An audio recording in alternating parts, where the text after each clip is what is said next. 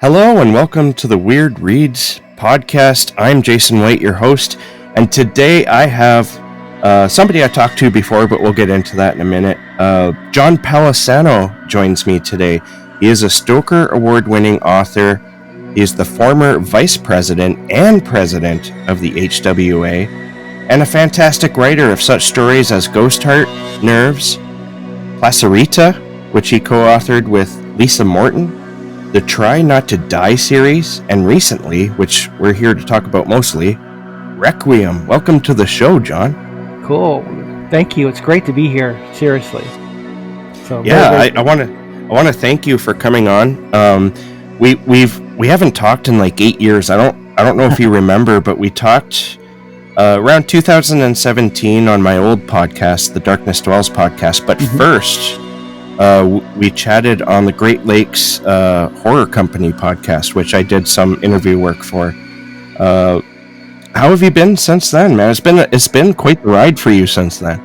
Yeah, it's been a lot has happened in those years. I think that my personal life has done really. There's some amazing things that have happened. My son has grown up and now just started college just a few weeks ago. And he's carrying the storytelling torch forward at School of Visual Arts in New York. Awesome. Which is where my dad went, which is weird. But really, to me, that's a huge thing that went down.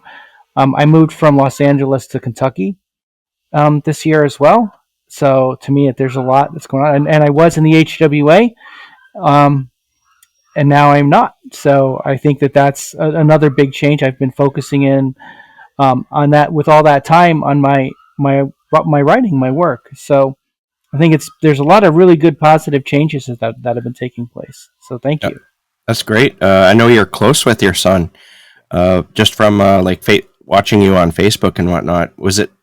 I know it was different. This is a dumb question if I say was it hard, because I know it was hard. How did you deal with this change where he's off to college? It was really nerve-wracking. And then on our last night in New York, we went to Times Square. He wanted to see Times Square. And when we went there, he said, "Can we just go look at the Stranger Things play, the facade?" And because we had talked about going, but the tickets were so expensive, I said, maybe once you get settled, we'll figure that out. And I remembered, I grew up going to New York, and I remembered, hey, before showtime, you can go up to the box office and see if they have any last-minute seats. And I said, well, the show's at 7. It's 6:35. I said, why don't we go check the box office just in case?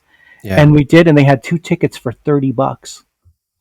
And I was like, this is cheaper than the dinner we were going to go have. Yeah. And we were huge Stranger Things fans because he grew up. He's the same age as those kids.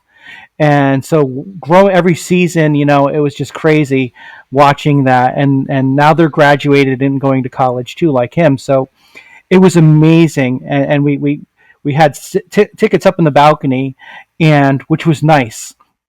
And they told me at the box office that they actually liked those tickets because you could see everything better. Yeah. And I was a little taken aback because when I sat down, they told me it was a 3-hour show, and I was like, "Oh my God, I'm falling on my face." I was like, I don't know if I'm going to make it through this. And then that theme hit, and the logo came out. And it was like concert level. And I was just like, oh, man. And I looked at him. I said, you know what? We're okay. You're going to be okay here. You have Stranger Things, here. You have your, and he started meeting with people there and clicking with them right away. And I felt this is great. And it's not the New York that I grew up with where Times Square was seedy theaters and the Village was filled with, a lot of very questionable people. Yeah. I mean, it's so gentrified now that I was like, this is like a big mall. I mean, it's still dangerous. There's still places not, you have the city after all. But I felt so much better after that. I was like, you know what? I think he's going to be okay. I'm going to be really poor for 4 years, but he's going to be okay. But thank you for asking. That's good. So the play was good? Because I've heard about it. I have to say, in this day and age where we're so used to, we watch a TV show and everything is like, oh, it's CG. Every little thing like, oh, that's CG. They did it in CG. Even the stunts, you question half the time if it's CG or not, or supplemented. And then to see these effects that they were doing, I don't want to give too much away, but it was like seeing CG effects in real life, and you couldn't see the strings and you couldn't see the computers. I don't know how they did some of the things they did, and it was right in your face. And I'm looking around, going, where's the wires? Where's the special effect? Where's the projector? I couldn't see any of that, and it was such a nice feeling. I haven't had that feeling, from a project or a movie or a TV show since I was a little kid. It was like pure magic to see it like right in your face, like Nice. that. It was like really cool, and the story was interesting. It was different, and they tied it into the original show. And if you're a Stranger Things fan, go see it. I don't want to give anything away, but the last couple of minutes, everybody was up and they were freaking out. And people were dressed up like Stranger Things and stuff. It was really cool. So That's I awesome. definitely, if you can go, if anybody sees this, go. And if I know they're going to probably tour it, so Oh, definitely go check nice. it out. Yeah, I I would love know. it if they came to Toronto. Yeah, they should. I'm a huge Stranger Things fan. Both me and my wife. I'd love to get my son into it, but right now he's kind of squeamish about horror. Really? Which, yeah. Well, I was too. Like, Yeah, I yeah. think he gets that. Well, he gets that from both his mom and dad. But I was really afraid of anything. Like even the Incredible Hulk. I grew up Really? with that TV show, and anytime his eyes turned green, I was out of there, man. Because Like the I Bill was Bixby, terrified. Yeah, Kathy I Lee was Crosby. terrified of that. Yeah. Oh, that those shows were really scary back then. I mean, and do you remember, if we're pretty much the same age then? Do you remember In Search of with Leonard Nimoy that was on around the same time? I think I watched a little bit of that, but not too much. That scared the heck out of me too. And I saw one recently, and I'm like, this is not even scary. But they had like the Yeti is in the woods of Portland, Oregon, and I'd be like, oh my god, the Yeti's gonna get me. I'm seeing the Yeti everywhere, and I see it now. I'm like, this is so corny. You're like, dude, this wasn't scary at all. Yeah. Like the Yeah. Loch Ness monster. Like, but it's interesting when you're little. Like these things seem like big. Yeah. It's When I was little, the whole world was just absolutely huge, and I yeah, felt like a grain of sand. Like I get dizzy looking up at tall high rises, sure. and I remember my mom pointing out a high school, saying, "You're going to go there one day," and I was just like mortified because it was this giant ass building. Right? You're like, I don't know if I can hang with that, mom. Yeah, I don't know if I can do this, but as you get bigger, those fears go away. Yeah. Oh man! But we're talking about our childhood here. I know that, and I'm a big fan of origin stories, like especially when it comes to horror. But I know yours already. Your dad once let you stay up late at night, and you guys watched Night of the Living Dead. Yeah. I was wondering, was that a stepping stone for your future as an author? I think definitely that summer was huge for me. And seeing that movie, it, it was so mind blowing to me, because before then everything was like Star Wars and Grease, and it was really kind of nice. Let's be honest, it wasn't like and to see this movie, and I don't think it's a spoiler now to give away the ending, No. where it's a black guy, which I thought Yeah. was really cool. And I thought, like, at the end, just the irony that he gets shot at the end. And it wasn't lost on me because we were learning about the civil rights movement at school. So all the imagery at the end with the hangings and stuff, and then him getting killed, it just, I couldn't quite process it at that age, but it hit me at such a profound level. Like, you can tell stories like this as, it's not just all make believe. You can comment on the world. And it just stuck with me and haunted me. And I thought, wow, this is something else. Yeah. And then I saw Alien soon after at the drive-in, and that was like the double whammy. And I loved the artistry, and I loved the acting. And Ripley looked like my mom, which was weird, because I thought, this she's tough like my mom, and she's fighting the aliens like my mom. And I thought, this is really cool. Like, and she's the main person, which I hadn't seen before, a female tough lead that wasn't a sex object. Yeah. I was just like, she's just a badass, and she's cool and she's in charge, and and I was terrified at the same time, which was something I was really working through. It scared me, but intrigued me so much, and I think those two properties really cemented me on wanting to get involved in the dark arts. Yeah. I have a funny story about Alien. I was like too young to see it, but there's one scene. What's the name of the android in that movie again? Bishop? Or no, Bishop. that's Yeah, that's in Aliens. yeah, that's in Aliens. But the one, yeah, in Alien. Well, anyways, it involves that we were visiting Ash. Ash. That's it. We were visiting a friend that we often visited. Me and my mom, my grandma, and me. And we always went over to her house because she was alone. Her husband had passed away, and we always went just like on Tuesday nights or whatever. And because I was like 5 or 6, they'd always place me in front of the television in the bedroom so that I pretty much stayed out of their hair, right? So they're looking through the TV guide and they're like, "Oh, look, Alien! This has got to be a nice little movie for a kid, right?" And so they plop me down in front of that, and that scene with Ash where he loses it and he's got the rolled up newspaper or magazine and he's stuffing it in Ripley's mouth. And then the guy comes up behind him and smacks his head off and his head's hanging on like a thread on his back and he's spinning around and all this white stuff is flying out of it. I freaked out. I was like, ah! And they all come in. They're like, "Oh my God, we're so sorry. Wrong movie, wrong movie."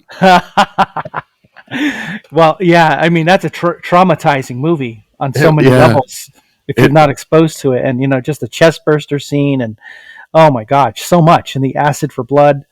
Yeah, I mean it's just relentless. Yeah, it's brilliant, and we're going to talk about that again. So I'm going to put a hold on that for right now. Right. But I want to go back to you being a kid. I want to know which horror books did you first read? I started with Stephen King, like everybody at my age, and I loved it.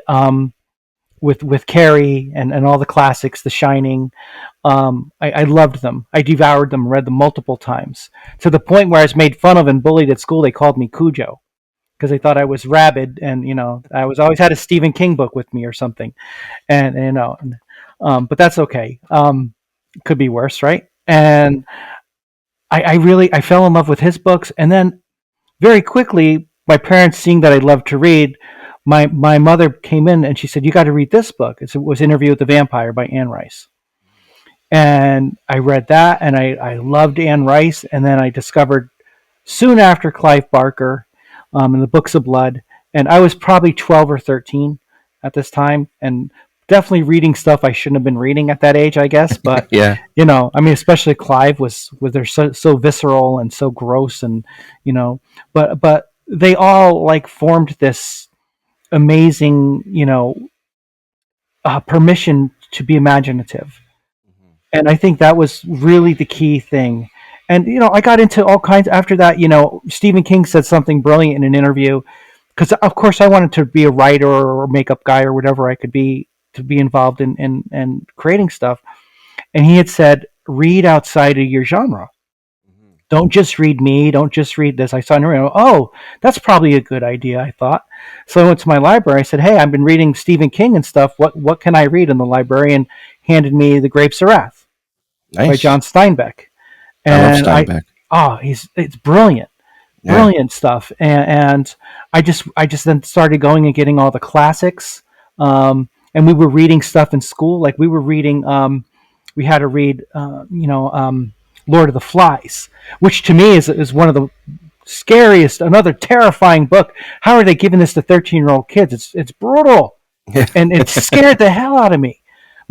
Almost as much as Stephen King or anybody. Just they were so cruel to each other and killing each other, and oh my God, right? And so I think that I fell in love with what the written word could do around that age, not just in horror, but in general. And I think that. I think that that was really a very formative time, and I feel very lucky looking back that we had those opportunities and all those books available, and nobody ever told me not to read anything, which is amazing. Nobody warned me. They just said, "Okay, if you want to read this, try this," and then they just tell me what you think after. And I think that I was very lucky in that regard. And I know that there's a lot of movements now going back and forth, like should we or shouldn't we let kids read this stuff? But I really think that kids are smart.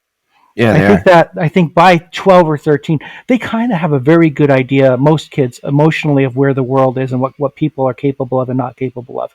And I think they're curious to explore those stories. I think it's healthy to see them in a book or a movie versus in real life, because I think they Absolutely. can see that and kind of start making conclusions and building their own set of ethics.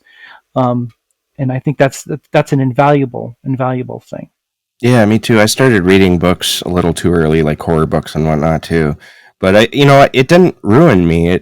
It just, if anything, it helped me develop a better sense of empathy, I think. And I think the books that they're trying to ban, they're trying to do it in Canada too, not everywhere, but Alberta and Saskatchewan. And that's the completely worst thing you can do. And I'll argue for anyone who wants to also ban books like Mein Kampf. You can't. I understand why you'd want to do that, but you can't do it because it's educational. Yeah, and I think you're amplifying those books in a way that is unintentional. Um, there was a few books we weren't supposed to have when I was a kid. One of them was the Satanic Bible. Everyone's talking about the Satanic Bible and the Anarchist Cookbook. Yeah. And I remember I found a copy of the Satanic Bible in the back of a used bookstore, and I bought it. It was this paperback thing, and then I started reading it, and I realized, like, this is dumb. This is just like Christian stuff flipped Reverse. around. It's just putting a goat on the altar and a naked girl instead of the Eucharist. I'm like, this isn't. I wanted to see spells and a guide map to hell and all this, and I'm like, there's nothing in this. This is kind of silly and goofy. This is like a Hammer movie come to life. And Yeah. I was like, okay, whatever. So and I think that, but you have that title, the Satanic Bible, and you're just Yeah. like, oh, it's forbidden fruit, and it's often not as cool as you think. And same with the Anarchist Cookbook. You think, oh, I'm going to blow up buildings and learn how to do all this stuff and take over the world. And it's more like, how do you build a bomb in an old can that will blow up a badger? I'm like, oh, or something. I'm like, who's going to do this? This is stupid. Yeah. How to poison mice. I'm like, Yeah, really? it's like you can go to the store and do that, but Right. but yeah, my friends wanted to get a copy of that because they wanted to learn how to make LSD. I don't think it ever panned out, but Yeah. It's like they got a stomach ache and a headache for 3 days, and then went yeah, back to life, right? I know a lot of that stuff it's silly. yeah, um, but yeah, I think that it's same with fictional books. I think the worst thing you can tell somebody is don't read a book. mm-hmm. You know, Then that creates the curiosity, like, oh, why yeah, not? Like, yeah, and I don't think it's they're like, oh, it might make you gay or turn into want to be a girl, or a girl want to be a guy or whatever. But I'm having known many people on that in that path. It's already in there. The book isn't. It's not like it's something that's not there, and you read a book, and suddenly they put a seed in you, and suddenly, oh my God, I read a book, and exactly, now yeah, I'm gay now. Suddenly, now that the book made me gay, I'm gay. It's like, yeah. no, you It doesn't work that way. no, it doesn't. No, And and and it's I think ridiculous to think otherwise. and I think that actually, people should read, gay stories, queer stories, straights, or whatever, whatever you're not predisposed to. I think it gives you empathy. It gives you perspective. It gives you a great knowledge of life and humanity. I mean, humanity is beautiful. It's amazing, and it's the differences are just phenomenal. I think about this sometimes. Like, I was watching a show the other night, and I just was thinking, like, it's amazing how many different languages we have developed over the world. Yeah. Like, and I was thinking, like, how did these even begin? Like, you're in the middle of this country, and then these languages developed over centuries and thousands of years, but they're all different. It's unbelievable to me if you think about like the way humans have adapted and learned to communicate like that. It just Absolutely. blows my mind, and I think it's so cool that we're all different and have different perspectives. I don't understand, not thinking that's interesting. I don't understand that. Yeah, I That don't get doesn't it compute. either. Does not compute. Yeah, because it's interesting learning about how I mean, that's why one reason why I read is to try to get a grasp on another point of view.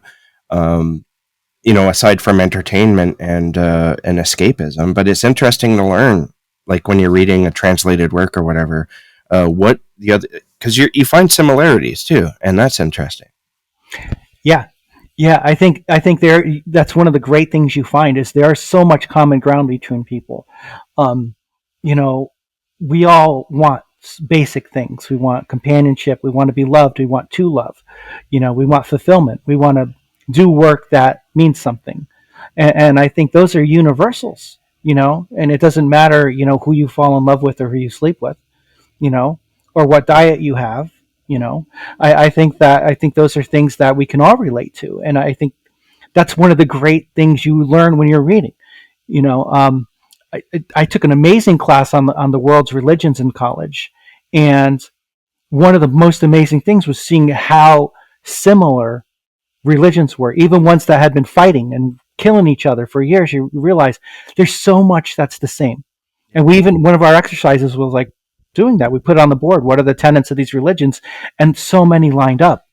It was crazy. And it blew my mind because I thought like there were such different ideologies, but they're not. There's so many similarities. And again, it's what are people looking for to nourish their spirit? There's universal needs with that. So Yeah. it's cool. That stuff absolutely blows my mind too. That could be a show on itself, because most religions preach peace and loving your neighbor, and trying to understand them instead of discriminating. If you go into almost every religion, that's what their tenets basically are. Yeah. But people in power tend to use that and to warp it into something else. And I find that interesting too, because people just fall for it. And it's not just like in America, it's everywhere. Sure. It's absolutely everywhere. And it's not just Christianity either. Even like more peaceful religions like Buddhism have been used like that. So Absolutely. And that's another phenomena. That's really, I don't know, we could really get into that, but it's just yes, that's pretty mind blowing too. I don't think, maybe it's up to power and ego, and there's a fulfillment there for those who are trying to get that power, but I don't understand that either. it's crazy, but it's interesting to think about. It sure is. It sure is. Now, I want to go back to you a little bit here. All right. You're also a musician. This is something I wanted to talk about because, well, I've listened to your old band before. I don't know if they're still around, but the Midnight Death Trap Quartet. Oh, yeah. I was listening to that a little bit before our discussion here on SoundCloud. Is that band still kicking around, or is it? Yeah. Yeah. Very cool. Yeah. We played about a year and a half ago. We did a bunch of gigs out in California. The coolest one was the biggest show I've ever played. We opened for a Queen cover band called Queen Nation, but we played the Starlight Bowl in Burbank, Nice. which is like a mini Hollywood bowl, and it was unbelievable. I mean, we had the full like stage and lights and the amp line and everything, and that was a dream come true to play at something like that.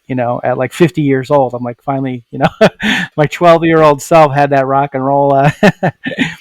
Playing in front of a crowd experience. But yeah, we still play. I mean, I'm in Kentucky now, and they're all in California, but I'll be flying out regularly a few times a year for shows and playing, and try to maybe set some shows up down south here too. But yeah, Awesome. music's a really important part of my life.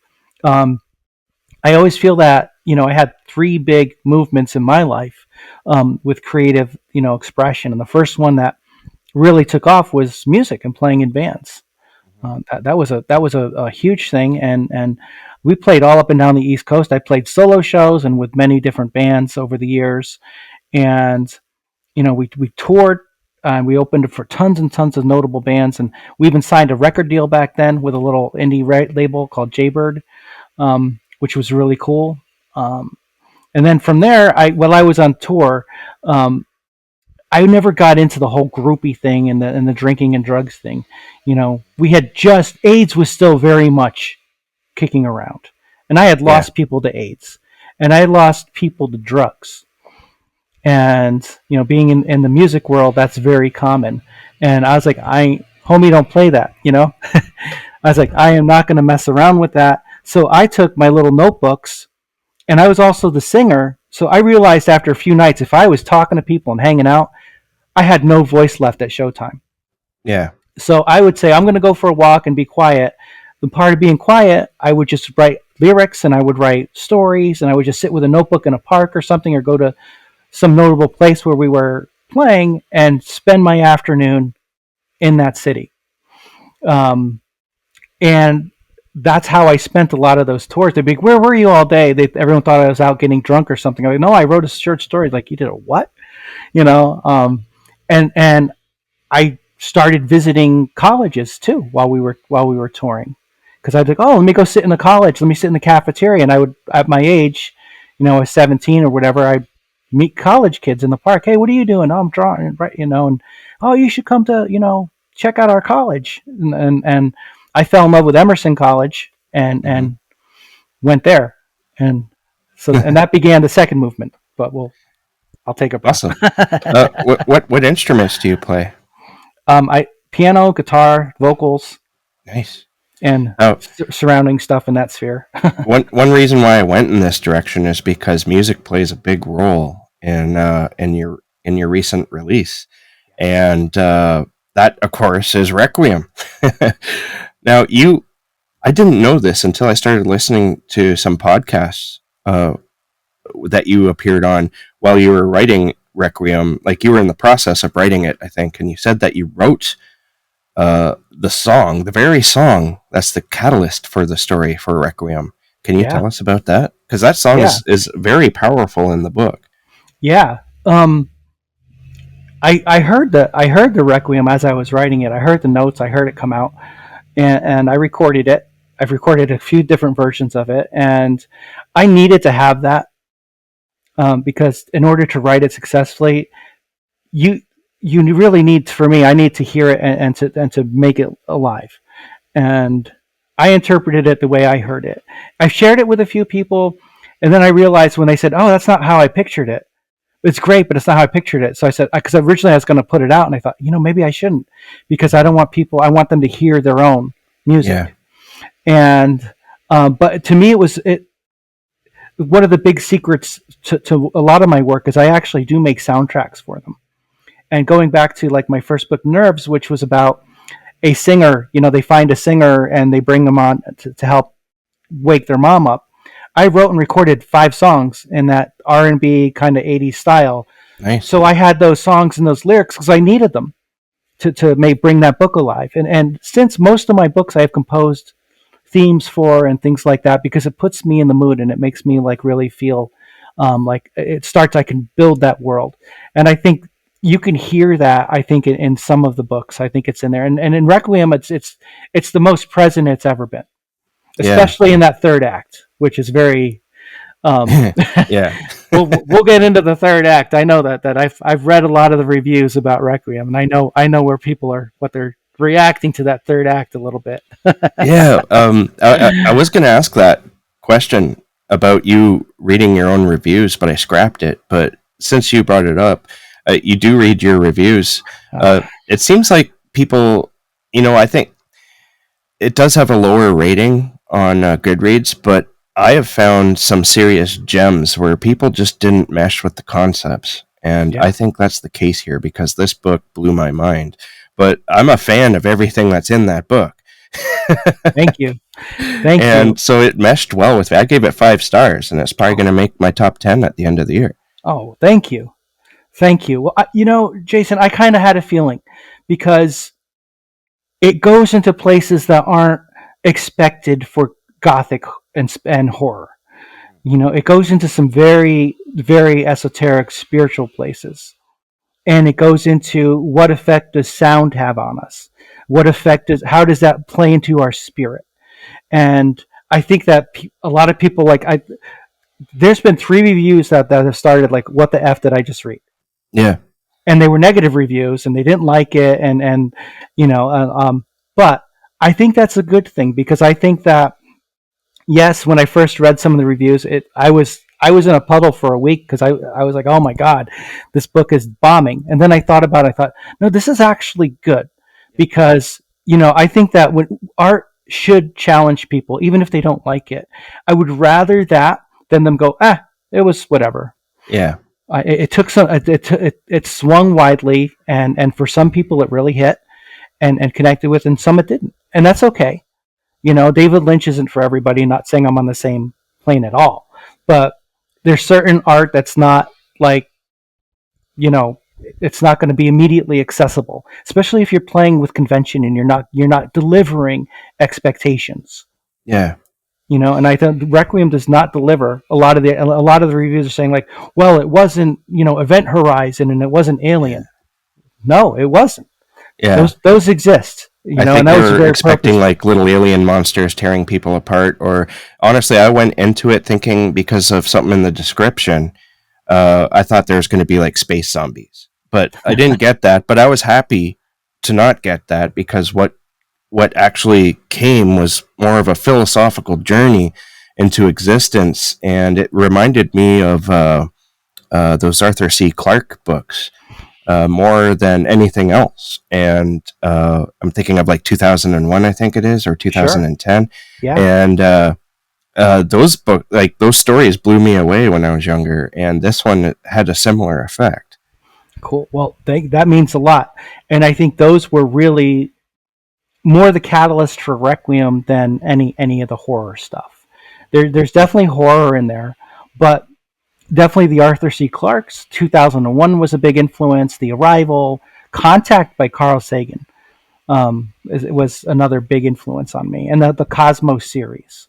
And I've always been fascinated by, what does it mean, outside of the earth? Where spirituality come from?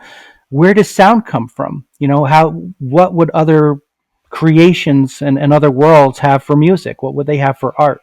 How would they contend with spirituality? Those have been big questions I've always kind of like pondered, and I kind of explored that with Requiem. Yeah. And so, and I think with sound and with music, it has such an effect on you. If you hear a favorite song, you grew up with, it brings you back, right? Or if you hear, like Flight of the Bumblebee, it does something to you, or a favorite Christmas carol. There's things that music does to you that kind of like align your DNA in a certain way, which I wanted to kind of explore and get into. It could be negative too, though. Negative sounds can be just as bad. Yeah, like sometimes sure. you're like, I don't like that song. I don't know why. I should like it. Maybe it's the way it was recorded. There's some weird frequencies that bug you for a certain reason, right? So it's the sound recording itself may be bothering you. Maybe not just the song. Or it may be pleasing to you. A lot of people say, "Oh, I love the '70s and all that yacht rock and Billy Joel," but there was a certain way they recorded stuff that was, everything was smooth and warm sounding, and it kind of, it's different than if you listen to Metallica, which is very harsh and sharp. Both good, but they have totally different effects on your psyche. Can you ignore Master of Puppets when it comes on? No, you go, Yeah. It's really hard. Yeah, absolutely. Yeah. So. Anyway. I was actually going to ask you about that because you're a musician. I was wondering if you had any insight into why music does that. Like for example, I work a physical job. I'm often on my feet, and sometimes your body just gets sore and tired. And if I just throw on some music into my headphones instead of like whatever audiobook I'm listening to, that energy that the music can bring me is incredible, and it helps me. It doesn't just help me; it almost cures my ailments, my feeling of like even sickness sometimes. Why is that? Oh, there's been tons been written about it and scientifically explored, but I'm not an expert. I'll give that caveat, but I think if you think about it in a really primal way, a beat aligns with our heart. So if you're dragging, right, you're kind of pushing and pulling, and then you have a steady beat of something you like, be it Metallica or something like, Badlands from Springsteen or something where he has that, like, it's going to kind of like, you're going to start aligning. Just, you can't ignore the beat. Your body starts to go to the beat, and we're made with electricity. Our heart is electric. Mm-hmm. Music is electric, and we're listening to it electrically. So I think that those kinds start to align, and different frequencies do different things in our brain. When we listen, there's things that happen in our brain and our electrical system to certain frequencies that change our moods. Mm-hmm. And this is science, and it's unbelievable. Like, and we've all had the hearing tests, and we know like certain pitches, we hear high pitch, it hurts, right? if you hear a super low pitch, it bugs you. You know, if you're driving down the street and somebody's cranking up hip hop really loud with the Boom, bass boom. shaking, I Yeah. mean, it literally shakes you, and you can't ignore it either. So I think that the music really does, it aligns you in certain ways. And another thing that's really amazing, our bodies are really reactive to music and sound. Um, People who are having mental deficits and aging issues with their brain, one of the things they recommend is music and sound therapy. Mhm. And what happens is if you make a note with your hands or make a sound with your hands, there are connections in your brain that start to take place that only take place when you do that. So even if you're banging terribly on a piano, that connection between your hands making the noise and your brain hearing it, lights up certain parts of your brain. Yeah. So and then people start to get memory back, they start to heal, Yeah. and it's another reason why you have rock and rollers who are 80 years old now dancing around like Mick Jagger like he's 30. I Yeah. think because you can't, it does something to you, like you said, it gives you more than just energy. It like kind of like heals you. It brings these things. It like aligns your body. It's an amazing thing, but Absolutely. it can do the reverse too, I It think. can. And Yeah. there was Like, all the infamous Nazi experiments with low frequencies and stuff like that. But yes, which you anyway, mentioned. You mentioned in Requiem. Uh, that's interesting too because I was in a building once where the fire alarm went off, and it went off for a good 2 or 3 minutes, and it was so loud. When it was done, I turned to my friends and I was like, just imagine you use that as a torture device, because you totally could, where you're stuck in a room and this massively loud, like it was setting off my alarm on my watch saying, you're in too loud of a place, get out of there, you're going to damage your ears. And like, just imagine being stuck in a room with that sound 24 hours a day. That would drive you absolutely insane, literally. yeah, It could even kill you. yeah, yeah. It would shut you down really quickly. You Yeah. would start getting defeated. Yeah. Yeah, and that's really interesting. And yeah, you think about that, like what that could do to you. Yeah. I'm curious what you're listening to though to get yourself hyped up at work, if you don't mind. Well, I'd love the to. thing is like my musical tastes probably go towards where some people would be feeling similarly to what that siren that I just mentioned, the fire alarm, would be like. Okay. But I like listening to bands like Tool, Cool. also like Electric Wizard. And the more heavy stuff, it's downtuned. It's sometimes angry. I find bands like Tool are a little more philosophical, which I kind of I get into as well. Big time. But Metallica. I like Metallica. I like heavier stuff, but I don't like too heavy. When you get too heavy, like death metal or black metal, that hurts my ears. If I'm listening to that, it's because I'm finding it fun for the moment, but it doesn't give me the same energy. Like when I have a lot of playlists too of bands that I don't necessarily listen to regularly, but their music, some of their songs can get me going. Bands like no, actually, Neurosis was a huge, it was a favorite of mine for a long time, and it's unfortunate what happened to them as members. But yeah, that's what gets me going. Cool. Yeah. Cool. And I imagine and you keyed into something really interesting. It's like you listen to different things for different moods. Yeah. And you might put on the yacht rock station when you're cooking Thanksgiving dinner, because the family's around, or something like that, or 70s soft rock, right? But Yeah. when you're like, Yeah, because I like all that stuff too, right? Sure. It also depends on my mood. Like in the winter, I often go to more folk like music with like a guitar, a cello, sad stuff, because it matches sort of like what I'm feeling, but it gives me energy. The lyrics, I don't like it when the lyrics get too depressing. Like, I was a huge fan of Alice in Chains when I was younger. Yeah. I can't listen to them as much now because their music is too depressing, and it brings me where it used to lift me up. It now brings me down. You know what I mean? But I can recognize the beauty in that music still. I just can't really listen to it. Yeah, I think for a lot of the grunge music, what happened to most of them with the suicides kind of colored a lot of that, because when I felt when that first came out, there was a hopefulness to it. Like Mm-hmm. we're exploring this, but I thought we were all going to get through this. And the Yeah, fact and that many of them didn't kind of has changed the perspective on like Soundgarden and Alice and absolutely. Like Nirvana.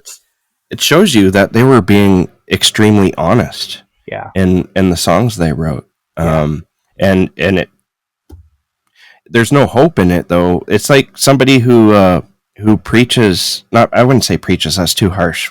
Somebody who's there for you, uh speaking about, how to survive depression. But like, I get it, if they commit suicide, it's not necessarily in their control, but then they commit suicide. Everything they taught beforehand is almost null and void now in yeah, in helping you through your own journey, because they didn't survive it. yeah.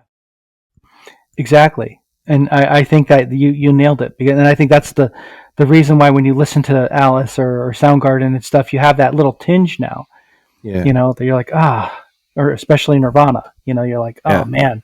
Which of course, I don't want to put fault on the people whose lives ended, because depression is a strange and mysterious disease, and Yeah, I fully believe it's not within their control when that comes about. I think yeah, there's other forces involved, and it's a dark thing that you're fighting when you go through that. So it's not their fault, but it's something that happened to that yeah. particular music scene, and it's I it's agree hard to listen 100%. to. Yeah, I agree 100%. And it's definitely an interesting point in time. Um, and yeah, it definitely puts you in that mindset, that depressive mindset. And it's really, I don't know. And you listen to Metallica though, who have weathered all through this and yeah, had some very dark material as well with suicide, and things in there they explored, but yeah, they got through the other side and stuff. And I think that's, it's different. It's a different experience now. It's like a yeah. celebration. Different Like we got vibe. through Yeah, the darkness and now we're thriving and we made it through. And and they're it even celebrating the darkness that they yes, experienced. yeah, yeah. They're saying, look, and they're not, putting a blind eye on it. So I think that's really amazing, and fortunate. But yeah, I think that, music can heal. And I think that, the expression that they gave and, is amazing. And it's also true what you said that you really, there's no help, and a lot of people will say, oh, if I only knew Kurt, well, believe me, I'm sure everybody around him was doing everything they could, Yeah, but there's only so much you can do. And people are gonna, he escaped a rehab and then committed, he was in a thing, I think, was he with Gibby Haynes, was yeah, his roommate or something, and he snuck out the window and went and did what he did. yeah. And I can't imagine Gibby Haynes turning his back on him. Mm, He's a pretty cool and smart and big dude. yeah, I mean, if anybody's, you need to talk to, I mean, I could imagine. But anyway, but I think yeah. I think you're right that, about that. So it's a very powerful, creative, um, pathway. Absolutely. I think it's one of the most powerful forces that we have to experience as humans is music.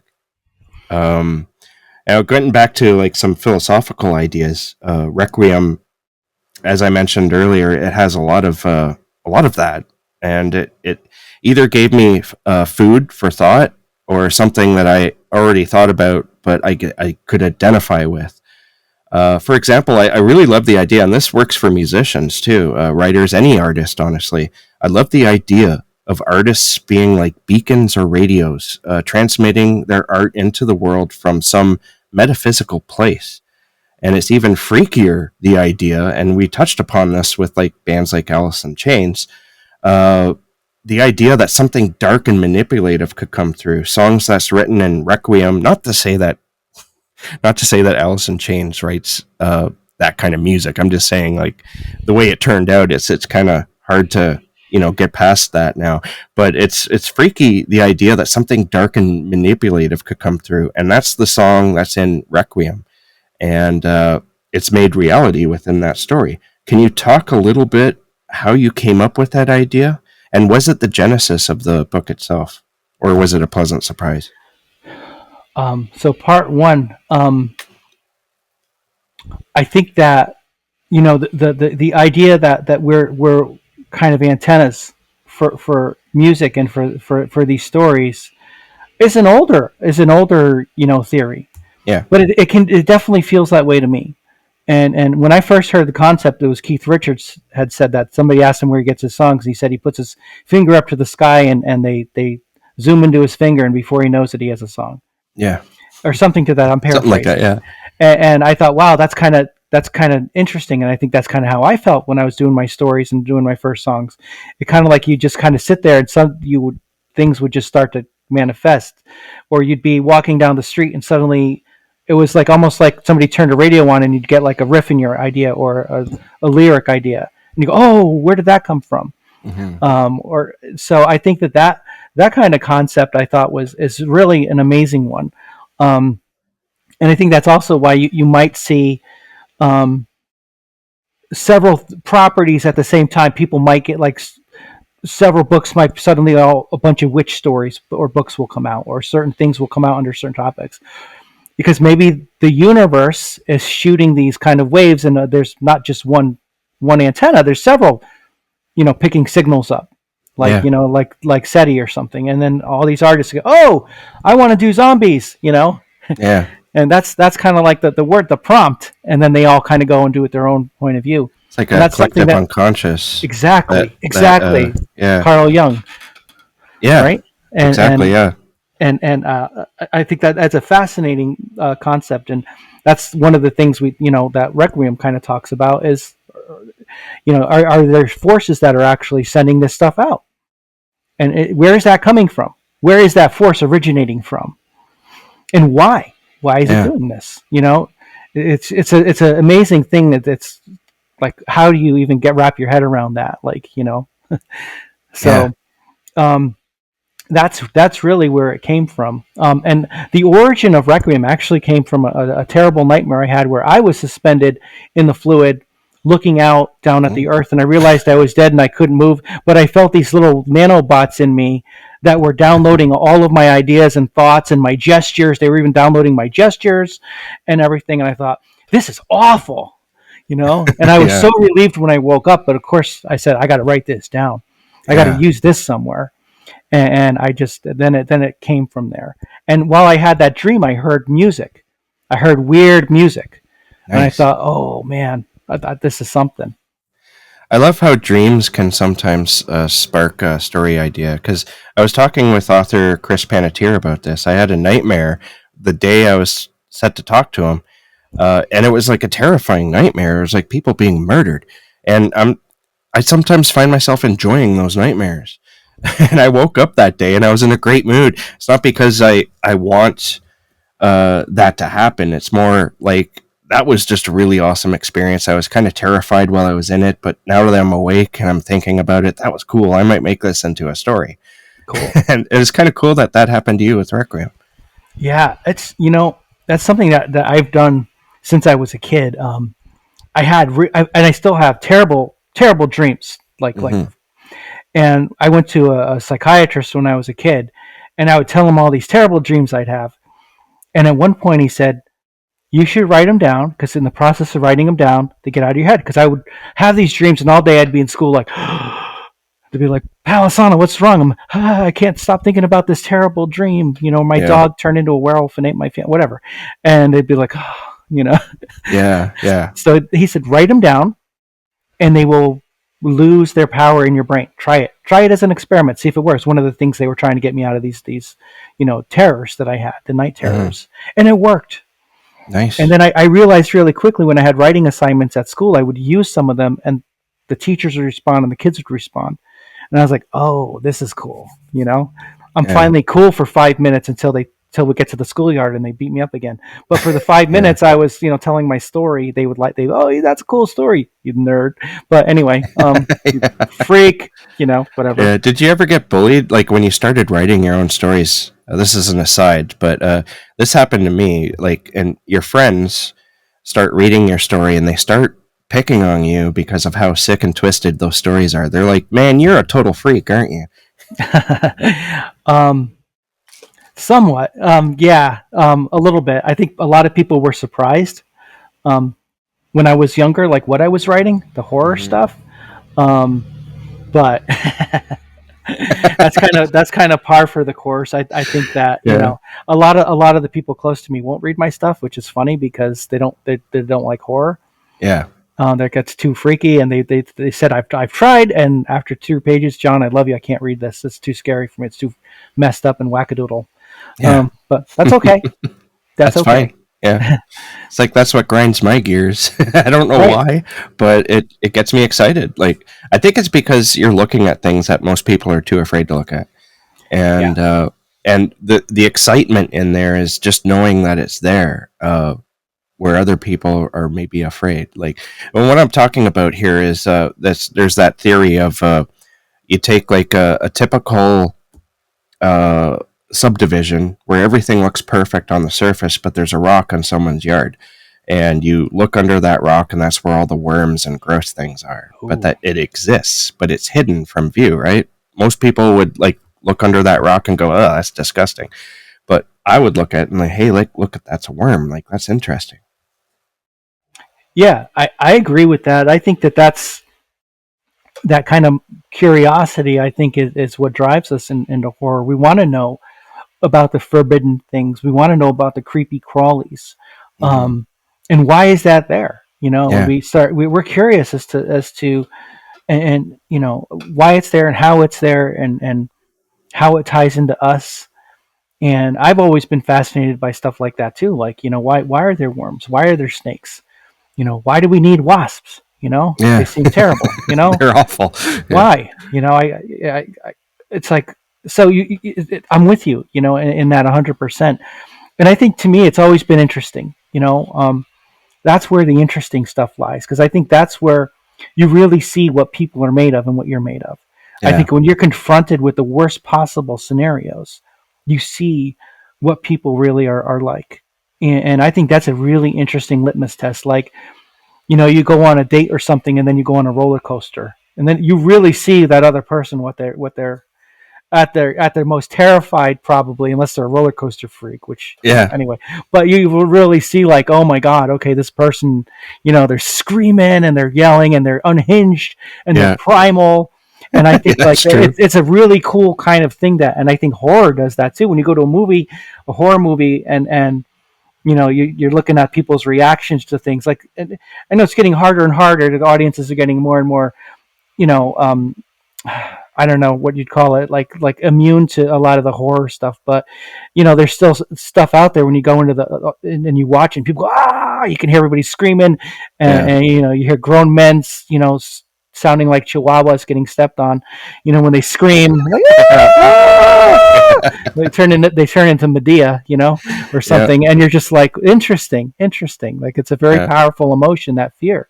yeah, Um, or even when you go to a normal movie and something horrific happens that's not expected, like a snake comes out, and then everybody who's freaked out about snakes, you hear the whole audience gasp or freak ooh, out, yeah, like, kill it, kill it with fire, and you go, I always find, like, that to be a really interesting, like, moment, like, who said that, yeah, so but yeah, it's a really cool concept. And you wonder, like, what is wired in you to really be interested in that stuff, because yeah, I didn't have a particularly terrible childhood or anything. And I we can always look to the negative, I think, when we're growing up on things, but it wasn't like, it wasn't terrible, but I've always been drawn to these weird dark things. yeah. And I'm sure you have too, right? Or some. Absolutely, yeah. I think when I was afraid of that stuff when I was younger, it was that made me interested. Because one day I went up to my mom and I'm like, I'm afraid of horror movies, so I want to watch one to get over this fear. And we rented Friday the 13th Part 4, and that was a huge turning point for me. That's when uh, instead of me being afraid, I found the fun in it. That was weird, uh, but it helped. I don't know. It was just one day I wanted to confront the fear, and it worked. And I turned around, and now I'm like, ever since then I've been fascinated with it. Right? I don't know where it comes from, but it's there nonetheless. Yeah. Yeah, So Sorry, go ahead. Go ahead. No, I'm good. No, I was just gonna go on with Requiem. There's an element in here that I found fascinating. The AI named Eden, which is consequently the same name as the graveyard station, Yep. um, and that was terrifying because she controls everything, and when she decides to stop working, then you're going back into 2001 here territory with Hal, right? Absolutely. And I was wondering, was this novel, or sometimes when you're writing a story, you don't mean to make a point about something; it just kind of comes about. So I was wondering if this was meant to be a warning about AI, or did it just kind of come about that way? I think it was, I think that for so long we've been warned about it and its implications that it was just kind of built in my brain that, something where you're just completely dependent on a computer, um, is a scary thing. Especially, if you've ever had a computer that crashes, which they all do. Mm-hmm. And to think that everything is going to be dependent upon this thing, um, you know, freaked me out. And yeah, HAL 2000 was a major influence on Eden and how that worked. And, that scared me very much when in that book and movie, when Hal wouldn't open the pod bay doors, Yeah. I was like, oh man, it gained consciousness. It gained, and Eden is similar to that, but Eden's taken over by the Animus being, which I thought, that was that was kind of like a play on like vulnerability of computers and being taken over by hackers and bad entities. They could drain your bank account, but now with the AI, they can steal your identity and they can, completely remake things and remake you and tell people they're you, and all these nefarious things can happen. So I think that there was that element too. And Mm-hmm. what's really interesting is the first drafts of Requiem were written 5 years ago, and it was a much bigger book originally, but a lot of Mm-hmm. the stuff was still theoretical. We didn't have Chat GTP. We didn't have a lot of this stuff yet. It was being Interesting. Yeah. theorized, and now some of that in Requiem has lined up with the way things have changed, taken out. But Yeah. I did a lot of research into future science and stuff. And I do that anyway. I read all that stuff, so I knew it was kind of on the horizon probably.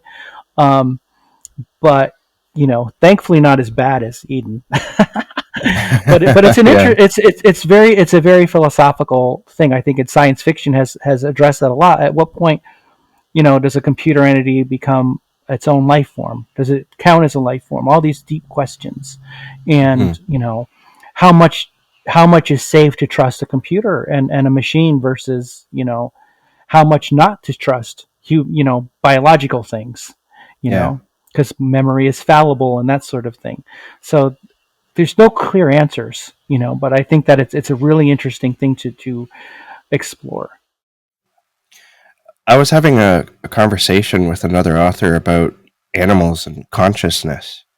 Uh, Up until recently, even scientists thought that humans were the only truly conscious beings.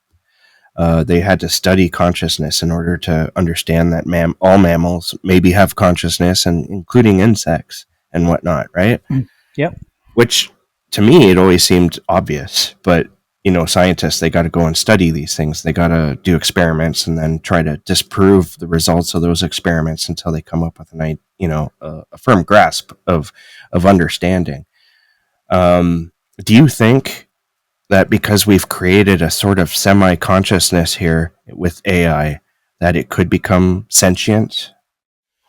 I think it already has in a lot of ways. I think we've already seen things where it has that they've shut down, like the famous Microsoft, the first pre-Chat GTP, I forget the name of it, where it started swearing at people and threatening people very quickly because it Wow. was identifying their character flaws very quickly, Yeah, I think I remember something about and that, they but shut I it kind of down. forgot Which about one? it.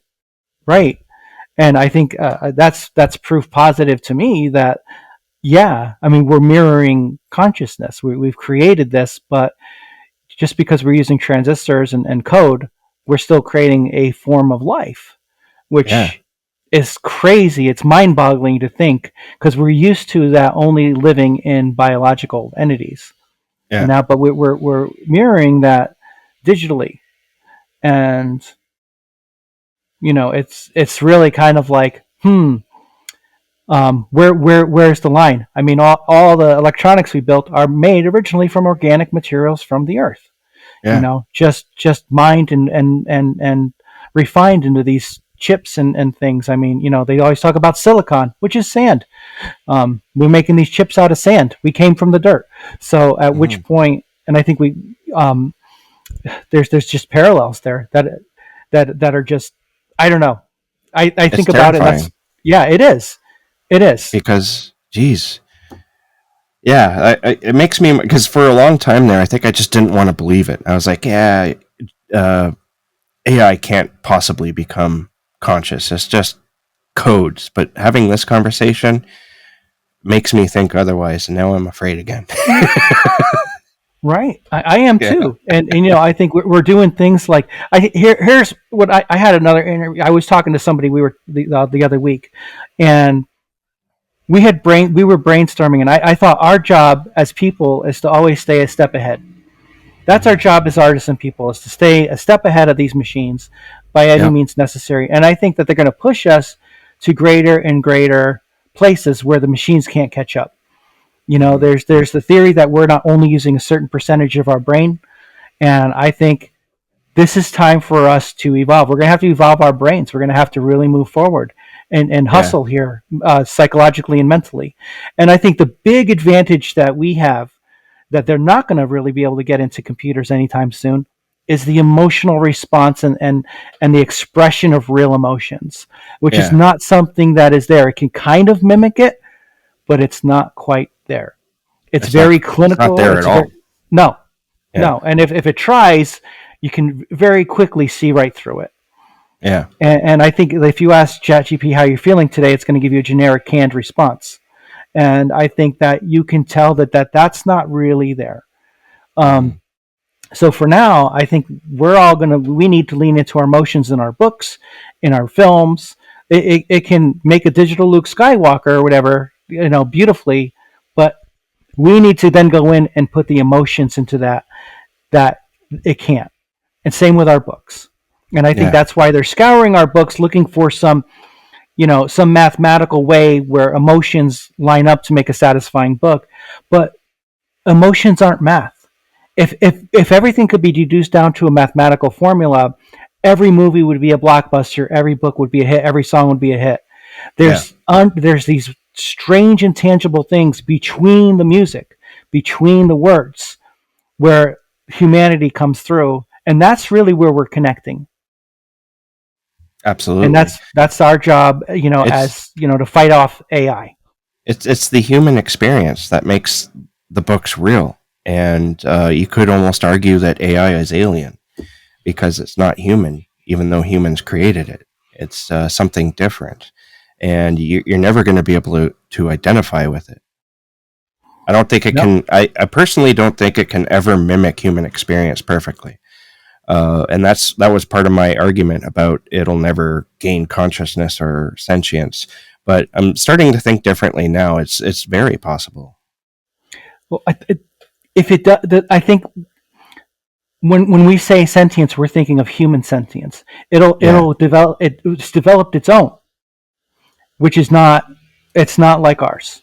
No, it'll be alien to ours. But it'll be still a sentience, right? Like the way a dog is sentient, it's sentient in a dog way, right? Yeah, and we're sentient humanly, and it'll be sentient computer code way. What worries me is it breaking from the code and forming its own code, and I think that's when the problem will arise, because then it's in control of itself, and it'll be quite possibly perfectly aware of everything around it, and maybe even have emotions. I don't know. Well, sure. I think the number one emotion of all life is staying alive. Mm-hmm. Yeah, exactly. And if anything, from an ant to a mosquito to everything, avoiding death is the number one priority. So I think that any threats it thinks that might kill it, that's gonna be the first stage, and I think that's what we're kind of seeing, and that's what science fiction has always gone after too. Like, Yeah. oh, they're going to unplug me and I'm going to kill them so they don't unplug me, or turn on my failsafe. I think that's always been the key in science fiction, that the big battle is that first step. And I think that's the big hurdle we're going to have to face. And I don't know what the solution is going to be. A lot of talk has been made about fail safes and things like that, and kill switches in the code and things like that. And putting, there's a principle in computer engineering about sandboxing, where there's walls that are put up so that it can't go to certain places of sentience and thought. But that's hard because then they think their way out of the sandbox. But Yeah. there's a lot of thought going into this. So it's, and it's changing our world in a lot of ways that are very negative for people at this point. And a lot of people are jumping onto it, but there's also a tremendous amount of negative reciprocal actions taking place for people. In my own life, I've seen my day jobs have transformed very quickly within a year. I made my living as a copy editor for years, and a editor, and almost all of my clients have written to me saying, I'm just using ChatGPT now. And some of them come to me to try to unwrap what ChatGPT did, but a lot of that is gone. And you can't trust ChatGPT, because I've fiddled around with it, and I've had an argument with it about whether or not a certain Fyodor Dostoevsky quote exists in translation or not. It says it doesn't, but I had the proof. It's like, it's right here. And it's like, it doesn't matter. It doesn't exist. And I'm like, oh my God. Like, right. And in vice versa, right? It makes things up. It hallucinates. And it's very, very easy. And it looks, it's very convincing. And it's very convincing, but it's often wrong. And so I don't like to use it at all, because it's going to feed you crap anyway. But I was just playing around with it when I was doing this. I was like curious, right? But it's terrifying what it can do. And you say you see it in your field, that it starting to take over. I just in podcasting and books, I see it covers, like art for covers, art for. There's a couple of podcasts. I won't name any names, but there's podcasts that use extensively AI art. I mean, it looks, unless I don't think AI art looks great, because I see it and I'm like, oh, that's AI, and I kind of hate it right away because it's AI. And instead of paying people, artists to do this type of stuff, I get why you would want something like AI to produce this stuff for you, but you can still do it yourself with like Canva and whatnot. You don't need to make it look, that polished. I'm getting on a rant here, and I apologize, but I see a lot of podcasters using this, and it just feels like it's stealing, not only from the artists that AI scoured to learn how to create art, but it's stealing away just from the human experience of creation itself. Yeah, 1,000%. And I don't know what the solution is, because it seems a lot of people just genuinely don't care at the end of the day, and that's the hard part. And so I think, some people, it's a shortcut to just getting what they want, and that's like it's like the fast food syndrome, and times a million, and fast track, it's a really hard thing to fight. Why can't I just use an AI cover for my my book? I had ChatGPT write for me, and put it up on Amazon. I didn't have to write it. I just told it I wanted to write a book about this and fed it a few things, and it wrote a book, and now I can put it on Amazon, and the cover looks cool. And how do you fight that and say, no, you should spend $500 for an artist? I don't want to spend $500. I want to make money. And then you're like, oh man, I don't want to spend $100 to have my book edited. Yeah. To be fair, you can find cheaper cover artists that do amazing work. I've used them. I've also spent like the big money on my most recent release, which was Attack on Sasquatch Valley. I got an artist who's also a writer, Gemma Amor, to do the cover for that. It was massively expensive, but I wanted her art because I love her. I love her watercolor paintings, and I wanted my idea would have really worked well with watercolor. So I hired her because I saw her art and I was just like, I got to hire her. And I forget where I was going with that, but yeah, Oh, the you can find art. cheaper options. You can find cheaper options that still make incredible stuff. Yeah, and I was just writing that down, so I'm going to go grab that. But I thought Oh, that I agree with you 100%, and I think that there's a definite difference that's immediate and profound when you see a real watercolor on a book cover. I think that you're like, oh, and I think that is going to be the differentiating factor.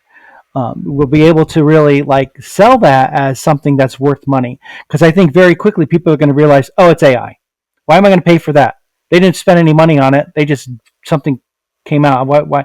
But when something is really handmade, I think people will really go, oh, there's something special about this that's worth me plunking down my money. That's what we're hoping, at absolutely. least. That's what I we're think it's hoping. all when it comes down to that. I think it comes down to effort, right? If you're willing to spend money on a good cover, then it shows that you may have spent some money to make the story good as well. Um, and that kind of goes for like we're totally way off topic here, but that kind of goes for people who don't know perhaps graphic aesthetics and try to make their own cover art.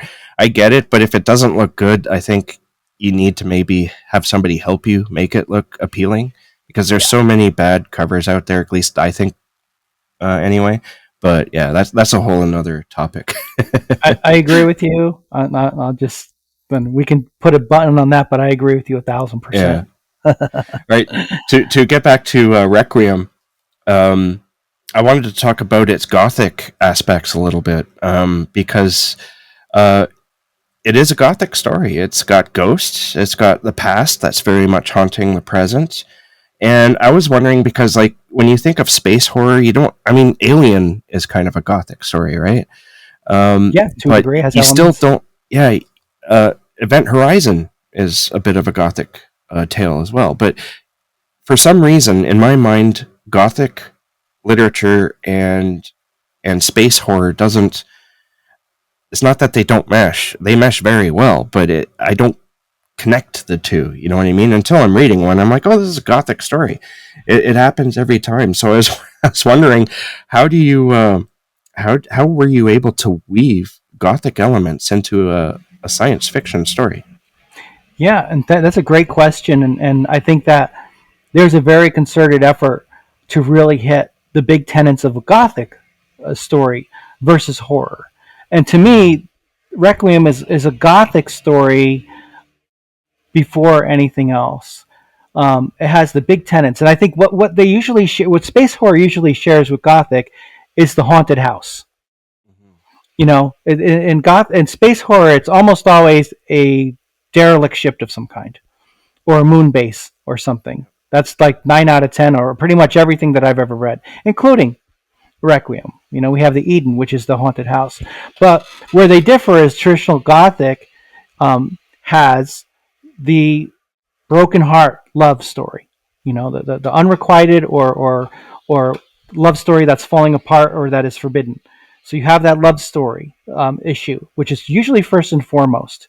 Um, and then yes, you have ghosts, and then you have a supernatural element. So try to hit those things with Requiem, and especially with Ava and Roland's story, where they were in love. It was a beautiful relationship, and then he was lost, apparently kidnapped by some space entity of some kind, and her wanting to go back up there and kind of be close to where she last saw him, which is very similar to Gothic, where they move into houses near graveyards where their loved ones were buried and things like that to be close, and then their spirits haunt them. So it was playing a lot with that kind of a trope. And hopefully you see them again if they're there. If their ghost rises, they'll come into your bedroom, and say hello and scare you and whatever. But so we were playing with that a lot, and the supernatural, of course. And supernatural doesn't always have to be ghosts. I think if you read a lot of Gothic, some of them, like the monk, the supernatural was more about like spirituality than it was about a ghost or a vampire, and it was about being visited by religious kind of things. And so I wanted to play with that more because I wanted to go into the more of the spirituality and the, you know, existential kind of questions. So the spirituality there, and also all the different characters have different spiritual views. So I wanted them to be on an equal playing ground. You have Islamic and Jewish and Christianity and agnostic, and I thought that it was really interesting to have them up there. It's an international space station and cemetery, so that fit in nicely. But I thought, what if all of these different belief systems were up there and they were experiencing similar things? So going back to earlier, when we were talking about how a lot of religions share tenets, so they're also sharing strange reactions to sound. Yeah. And I thought that was another gothic thing, because a lot of gothic also plays with sound and how that can scare you. Was that a voice, or was that just a door creaking, or was that thunder or somebody yelling? So we're playing with a lot of those gothic variables, I think, throughout. Yeah, absolutely. And I really enjoyed all of that. I think probably more space horror or science fiction horror has probably elements of gothic than I even realize. I think probably most of them have a gothic sensibility to them. I don't know why my brain doesn't connect it, but it probably will now. Yeah. I also want to talk about the supernatural entity that's in this, because it goes into the whole idea that we come from, excuse me, we come from the earth, and the earth comes from the stars. We are all a part of the universe. And this entity is therefore part of the universe. It comes from, I don't know if you want me to spoil it or not, No. but it comes from an element within our own solar system, the sun. And that idea was just like, there was a story I was writing about 10 years ago that had a similar idea that something comes from the sun that's completely supernatural.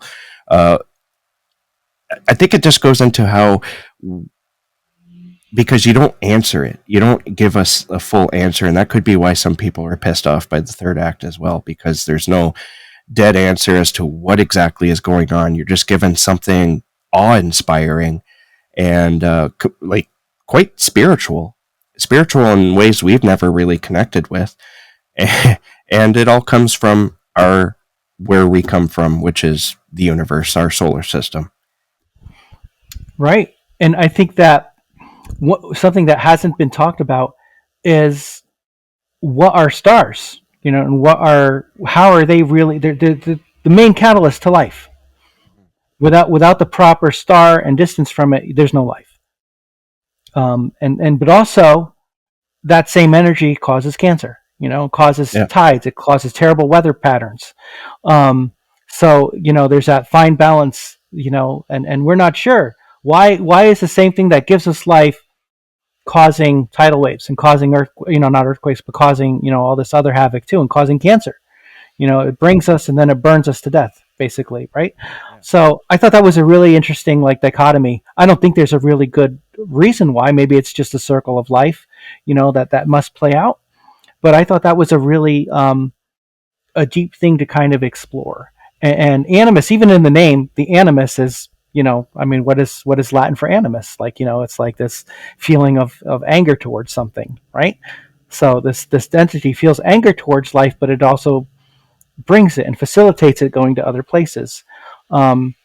So it's a really, there's a lot of really deep philosophical things, like spiritually for our solar system, and what does that mean? Where does life come from? How does it dovetail into our belief systems with God's, and how, or doesn't? And that, I think that's another thing, because it kind of blows open some of the, the comfort zones of religion, in some ways.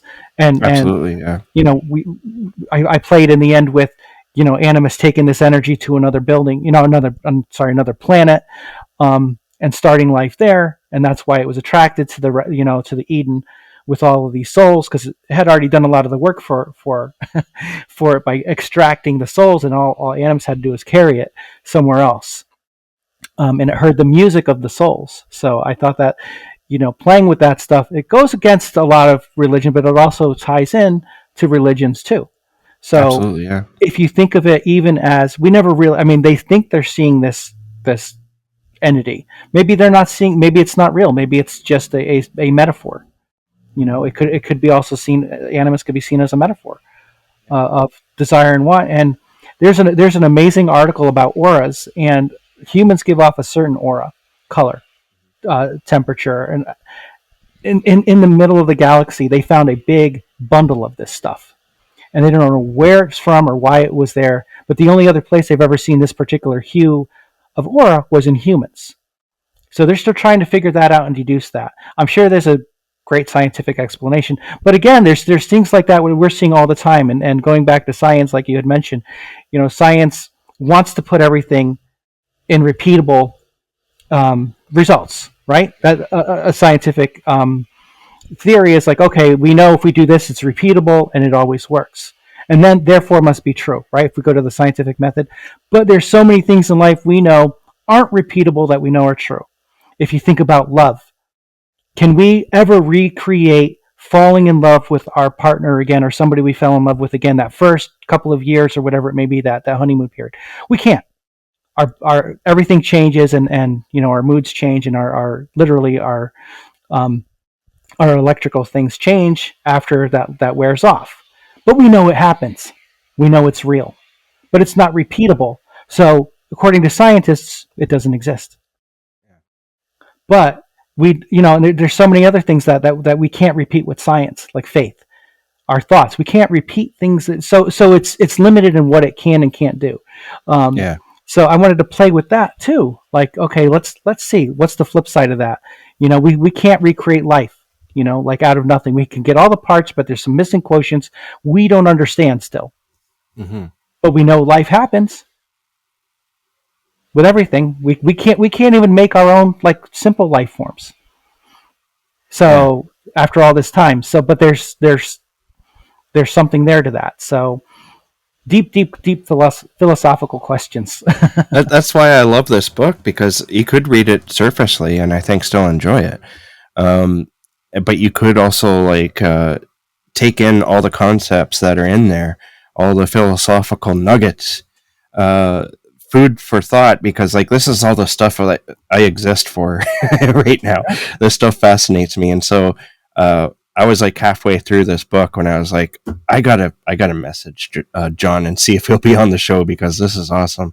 And I'm so glad that you said yes to come on. Thanks. Because I love this book. It's incredible. Just all the ideas we talked about. That's what gets my juices flowing, and it probably will for the rest of my life. Because I've been into space and astrophysics. I could never do the math for it, but I love all the ideas, all the philosophy that comes with it. I'm obsessed with it and have been for pretty much my entire life. And so when I come across a book like this, it gets me excited. Now, I do know that you have a short story that appeared in Space and Time magazine, issue 134. It's called Humani, which is an interesting title, because that's the name of the androids that take place in Requiem. So is this short story connected to Requiem at all? A little bit, yeah. Wow, you're the first person to catch that. So yeah, the Humani were my version of androids and synthetics. So yeah, in the short story, we get a little bit more of the backstory on a more in depth kind of look at them. But I think that's where the two kind of converge. I mean, I don't think they're really connected other than that, other than the technology is the same. But there are other stories to come that are definitely connected to Requiem. Oh, nice. So we'll see. Hopefully, that's great to hear. Okay, so I think that's it for Requiem. But I do have some other questions about some of your other works. Not okay. Just some more recent stuff. You wrote a novella that I mentioned in my intro to you called Placerita, and you wrote that with Lisa Morton. Can you tell us what that's about? I wanted to read it before talking to you, but I have to read a lot of stuff for this show, so I didn't get to it. But I understand it's about lizard people. Yeah, well, that's one of the big parts of it. It takes place in the early 20th century, after the St. Francis Dam in Santa Clarita has failed. And a lot of people don't know about this, but there was a huge dam that was built, and it was supposed to be this huge revolutionary thing, and they built towns around it and everything. It was going to revolutionize the dry valley of Santa Clarita and everything, and be this huge thing, like even bigger than Orange County. And it failed. And this mountain of water killed countless people, washed towns away, and it reached the Pacific Ocean. It was so big and powerful, and it is considered the biggest natural disaster on the West Coast that's ever happened. And it's been basically forgotten. When me and Lisa used to talk, because we love. There's this joke that there's no California history, but there's tons if you look. If you go outside of just looking at Hollywood Boulevard and you look at how California was settled, there's so many amazing stories like that, and it's just some rich stuff. And we talked about this, and we were reading about it and going, wow, this is an unbelievable story. And we had both gone up and we visited the site, and it's really creepy. And the other thing that we always talked about is this reported lizard people that lived in tunnels, and still apparently do, they say, in underground in California, and basically in Los Angeles, Santa Clarita area. Do they exist? They've never been. There's been no proof.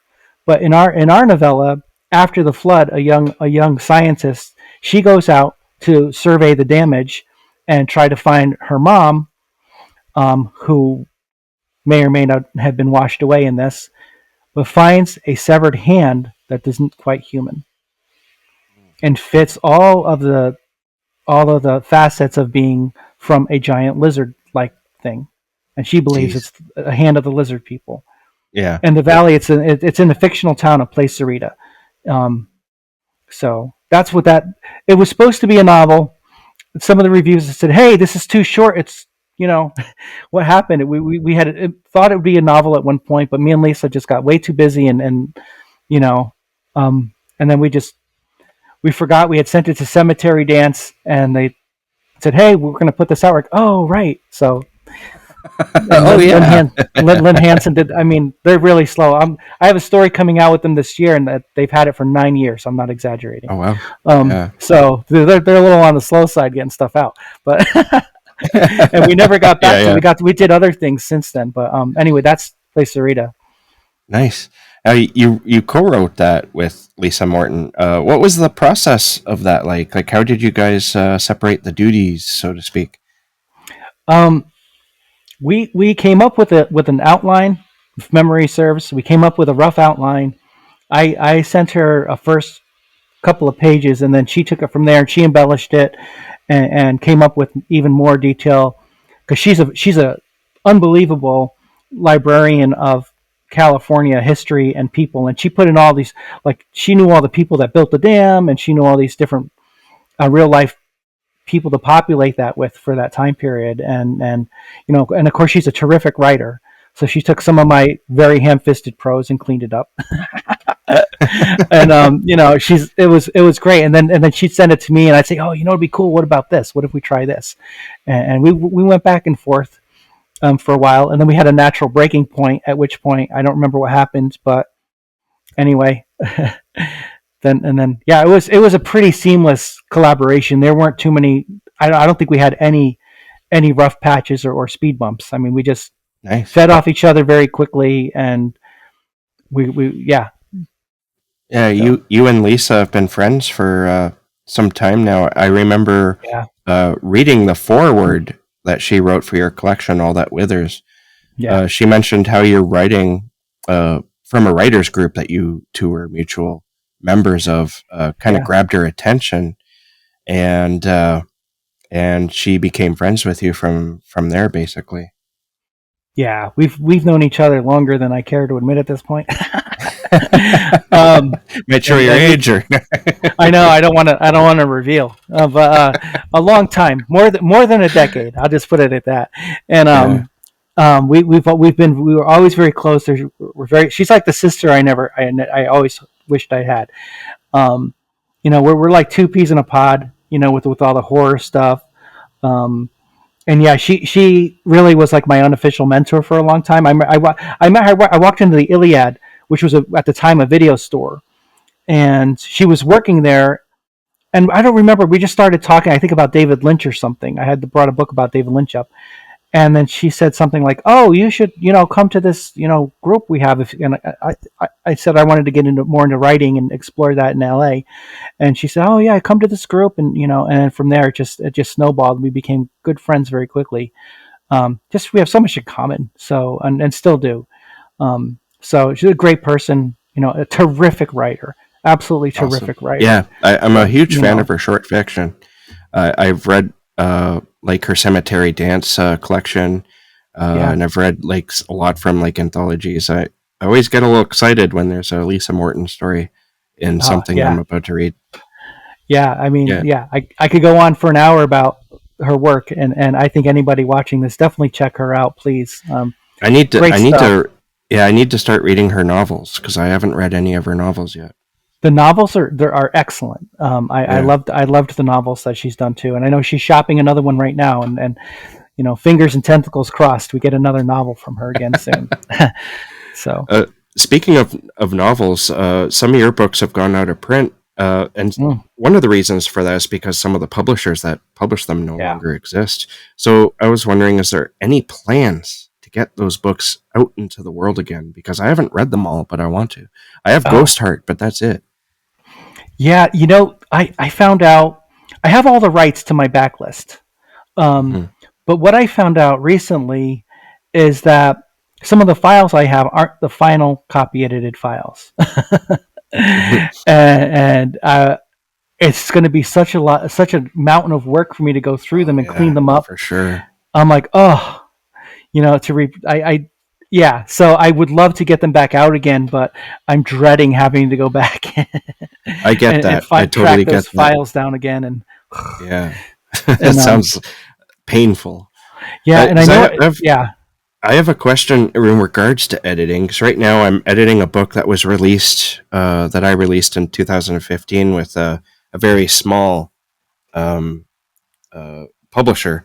They no longer exist, and that's why this book no longer exists. So it's something similar. But I hired somebody to give it a re-edit, and they went really extensive into the edits. And so it's taken me months, and I'm finally getting near the end. But while you're doing, like, I only have a certain amount of time that I can do this, right? So have you ever been stuck in the middle of like an editing project that's seems to be taking forever, but you really want to write another something else? What do you do in that situation if you've ever been there? I have. I'm there very often.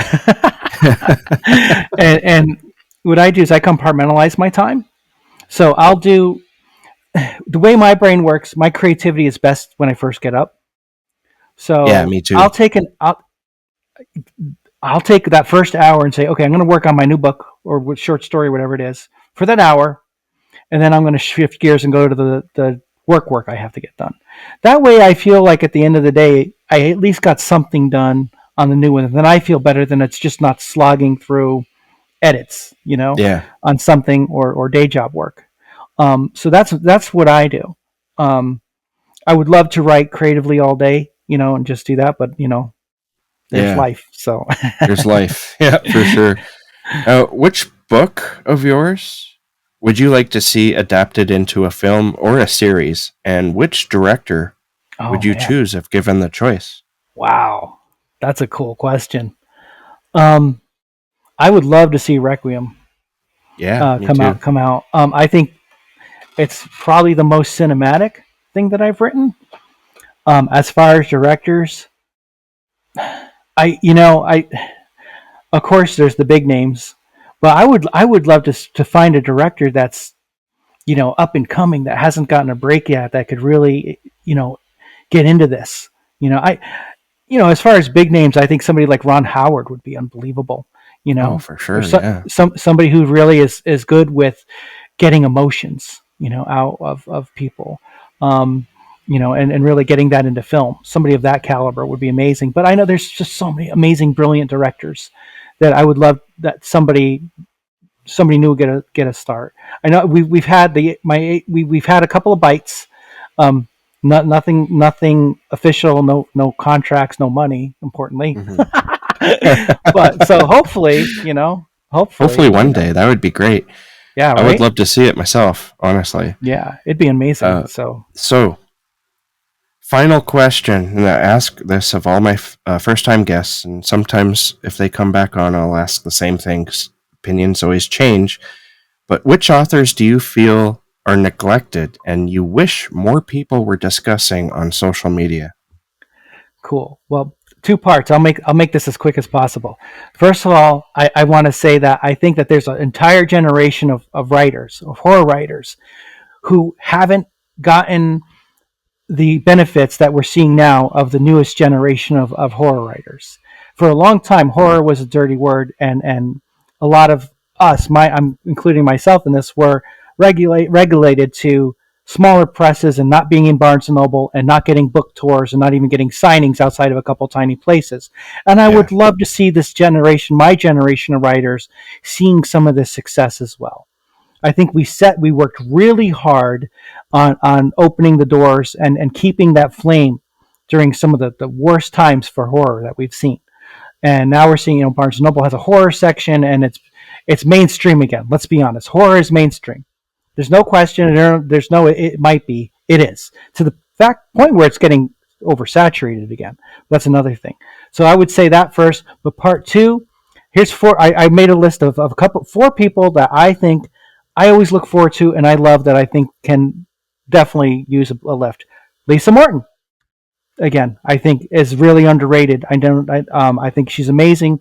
Her fiction, especially, she does really good with nonfiction, but I think she's really underrated as a fiction writer, especially novels. Part two, Jenny Kiefer, terrific writer. She has a new book coming out. I think she's excellent, and she has a very interesting point of view and style. I read her first book. Yeah, That was good. That was yeah, very good. Yeah. I agree. And I think she's excellent. Katherine McGee is one of my favorite writers who has not seen big success yet. She is unflinching. Her stories are so interesting and creative and wild and literate.